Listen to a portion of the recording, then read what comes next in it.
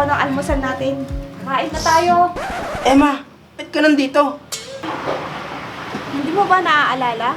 Asawa mo na ako. Talaga? Kung talagang asawa mo ako, halikan mo nga ako. Mamaya na yan, Anjo. Ang aga-aga pa. Ikaw talaga. Sige na, Emma.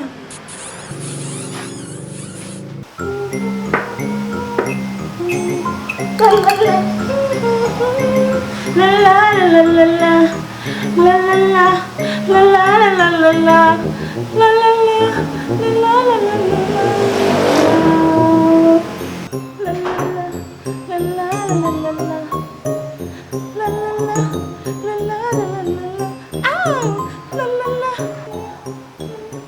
Ate Ima!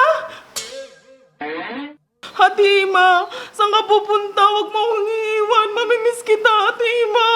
Isama mo na lang ako kung aalis ka rin lang. Ate Ima! Ate Ima! Ate Gwen, bitawan mo nga ako.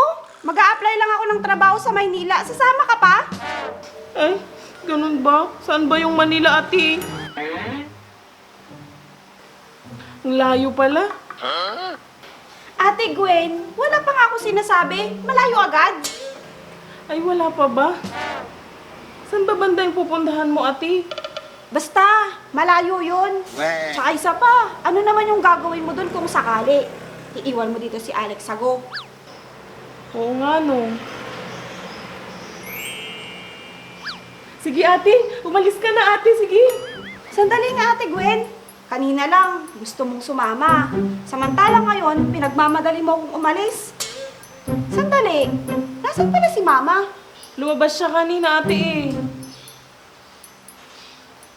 Oh, Emma, aalis ka na ba? Opo, Ma. Anak, hindi ka na bang mapipigilan? Ate Nix, bakit mo papipigilan si Ate Ima? Paalisin mo na siya dito. Sige na, ate. Paalisin mo na si Ate Ima. Bakit ba, Gwen? Pinapalis mo ng anak ko? Eh kasi, baka maabutan pa siya dito ni Bibi Anjo. Pigilan pa siya. Ate Gwen, kahit naman makita ko ni Anjo, hindi niya pa rin ako mapipigilan. O Ma, bakit ka malungkot? Di ba, kailangan natin kumita ng pera? Tsaka isa pa, uuwi din naman ako. Ayaw mo ba? Pag nagkatrabaho ako, papadalan kita ng pera dito. Talaga? Papadalhan mo ako ng pera? O sige na, umalis ka na. Baka maiwan ka pa ng bus. Sige, Ate Ima, umalis ka na. Oo, sige. Baka wala ka ng masakyan mamaya. Dali, bilis. Sige. Sige na, Ate Ima. Oo, umalis ka na. Hindi niyo naman ako pinagtatabuyan, no? Alis na nga. Sige, anak. Bye. Bye, Ate Ima. Ingat ka. Masusulo ko na si Bibi Anjo. O, Gwen, natutuwa ka na umalis ang anak ko? Ikaw din naman, Ate Mitz. Abot hanggang tinga ang ngiti mo. Narinig mo lang napapadalhan ka ng pira ni Ate Ima?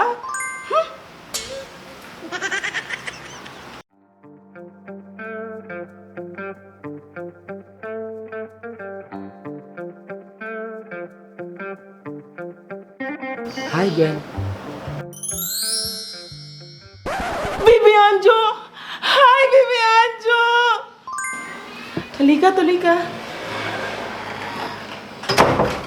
Nandiyan ba si Emma? Nandito na nga ako, Bibi Anjo. Hinahanap mo pa si Ate Ima. Anjo? Si Emma ba ang hanap mo? Kakaalis lang niya. Saan ba siya nagpunta, Tita Mitch? Tsaka, di man lang siya nagpaalam sa akin. Mag-a-apply daw siya ng trabaho sa Maynila, pero babalik din daw siya agad. Ganun po ba? Sige po, Tita Mitch. Alis na po ako. Sige. Sandali lang, Bibi Anjo.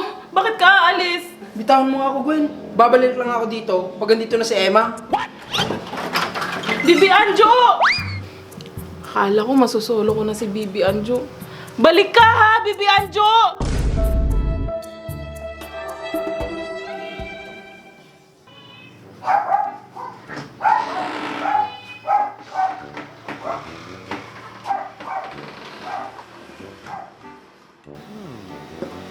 Kailan kaya uwi si Emma?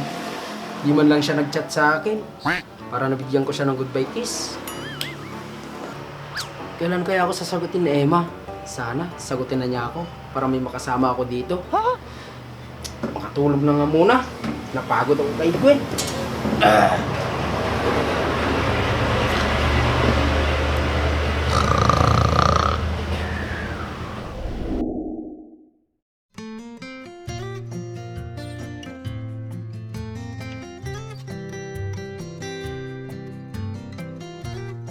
Anjo?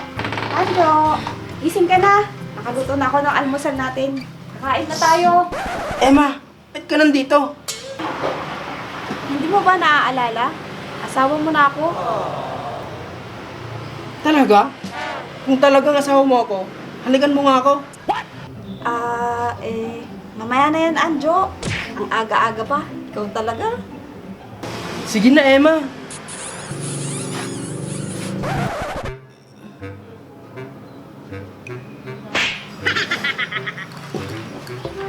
Emma! Asawa ko!